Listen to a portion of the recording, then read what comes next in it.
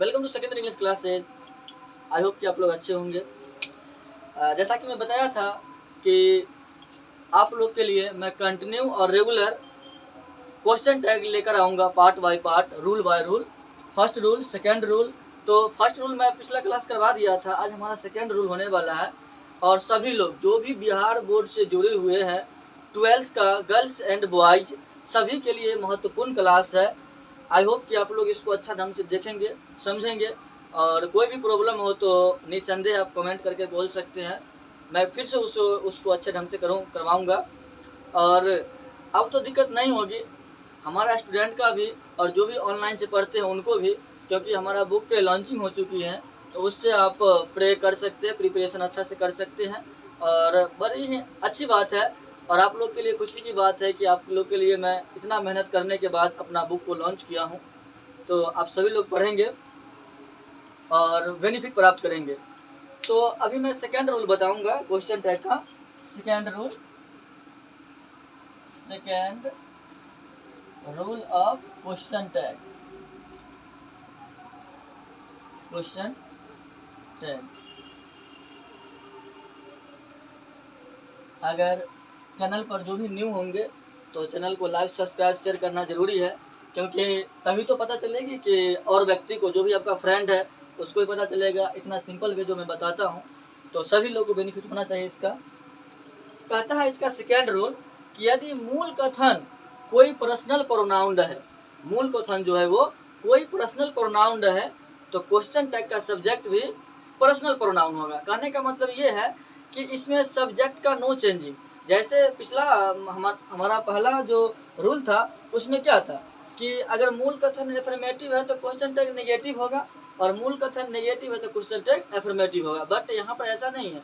यहाँ पर हमारा यदि क्वेश्चन टैग का सब्जेक्ट हमारा कोई भी मूल कथन अगर हमारा पर्सनल प्रोनाउन है, तो क्वेश्चन टैग भी पर्सनल प्रोनाउन भी होगा। कहता है यदि मूल कथन का सब्जेक्ट, सेकेंड रूल है मैं दे रहा हूं, यदि मूल कथन का सब्जेक्ट कोई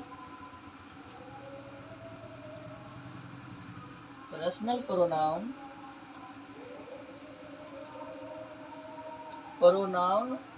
हो तो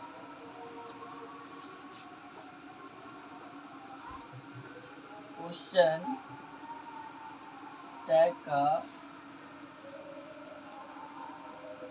सब्जेक्ट भी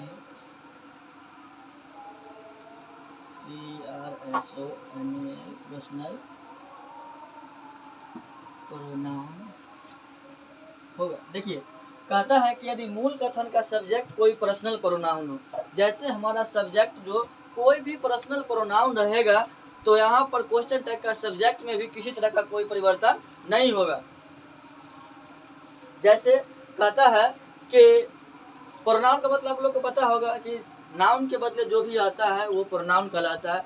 जैसे राम हुआ नाम, तो इसका प्रोनाउन क्या होगा? ही होगा। एक लाइन में ये समझना है कि लड़की के लिए अगर सब्जेक्ट रहेगा तो वो सी होता है, और लड़का के लिए सब्जेक्ट रहा तो वो ही होता है। इसी पर हम लोग अभी चलेंगे। जैसे इसका एग्जाम्पल कहता है he is happy, he is happy. अब ध्यान देना है कि इसका क्वेश्चन टैग क्या होगा। सबसे बड़ी बात, क्वेश्चन टैग क्वेश्चन के सामने ही बनाया जाता है, ये नियम होता है, इसको सभी लोग फॉलो करेंगे। कहता है ही इज हैप्पी। अब ध्यान देना है कि यहाँ पर ये क्या होगा। तो सबसे बड़ी बात ये होता है कि अगर आपको पहले से दे रखा है कोई हेल्पिंग वर्ब, तो हेल्पिंग वर्ब जो है उसको पहले यहाँ लिख देना है। ठीक है, तो जो हेल्पिंग वर्ब वो मैं लिख दूंगा इज। लेकिन एक चीज़ और है, अगर निगेटिव है तो अफर्मेटिव करना है, अफर्मेटिव है तो निगेटिव। देखने से लग रहा होगा क्वेश्चन कौन सा में है? अफर्मेटिव है, तो ईद का क्या हो जाएगा? इजेंट हो जाएगा। ठीक है, और क्या कहता है कि यदि मूल कथन कोई पर्सनल प्रोनाउन है, हमारा ये जो मूल सब्जेक्ट जो है वो क्या है?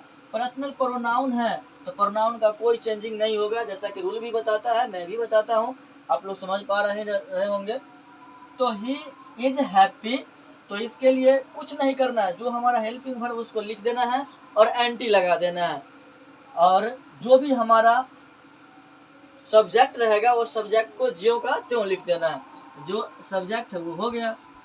इट्स वेरी सिंपल और समझ में भी आ रही होगी। जैसे कहता है नेक्स्ट मैं और उदाहरण लेता हूँ, I have a pen, I have a pen. अब ध्यान देना है, वही कंडीशन अपनाना है जैसा कि पहला में मैं बताया कि अगर आपको इज दिया हुआ है तो इज लिखेंगे, और जो भी हमारा हेल्पिंग वर्ब है, पहला में इज था, सेकेंड में मैं हेल्पिंग वर्ब चेंज कर दिया हूँ आप लोग के लिए ताकि दिक्कत ना होगा, राइट। तो हैव है तो हैव के लिए क्या लिखूंगा, हैव का पहले तो हैव लिखना, लेकिन नियम में बताया कि हैव रहेगा ठीक है, लेकिन इसमें क्या ऐड करना है, एंटी ऐड करना है, हैवेंट और आई का आई, क्योंकि पर्सनल प्रोनाउन का कोई चेंजिंग नहीं होता है। आई होप कि सबको समझ में आ रही होगी। फिर से समझाते हैं, जैसे हमारा कोई भी क्वेश्चन दिया हुआ रहेगा, क्वेश्चन टैग का है, तो क्या करना है, जो हेल्पिंग वर्ब है उसको पहले लिखना है और हेल्पिंग वर्ब में एंटी लगा देना है। क्यों लगाएंगे, अब मन में आएगा कि सर यहाँ पर क्या हम लोग नॉट नहीं लिख सकते हैं, तो नहीं, बिल्कुल नहीं नॉट लिखना है, क्योंकि कुछ चीज़ का कुछ रूल होती है कि नहीं। 12th वाले लोग को आपको रूल ये है कि आपको बेहतर ढंग से पढ़ाई करना है, तो स्वाभाविक वो रूल है, आप अच्छा पढ़ोगे अच्छा मार्क्स आएगा, है कि नहीं। तो उसी प्रकार यहाँ क्वेश्चन टैग में क्या होता है, इसका रूल होता है, और रूल क्या होता है, निगेटिव फॉर्म में होता है, निगेटिव फॉर्म में है, इसके लिए मैं यहाँ पर क्या लगाया, एंटी लगाया, और जो सब्जेक्ट हो सब्जेक्ट को लिखा। नेक्स्ट हमारा क्या हैव है तो हैवेंट, तो फिर क्या हो गया, सब्जेक्ट वो सब्जेक्ट लिखा, और बाकी बात रूल है ही। अगर ज़्यादा कहीं प्रॉब्लम हो तो आप लोग कमेंट में कह सकते हैं, और उससे भी प्रॉब्लम हो तो मैं बहुत सारा नोट्स अपना डाल रहा हूँ, मेरा डिस्क्रिप्शन में रहेगा, सब लोग देख लेंगे, और क्वेश्चन की जरूरत पड़ेगा तो मैं क्वेश्चन डालता ही रहूँगा, ठीक है। फिर मिलेंगे नेक्स्ट क्लास में, बाय।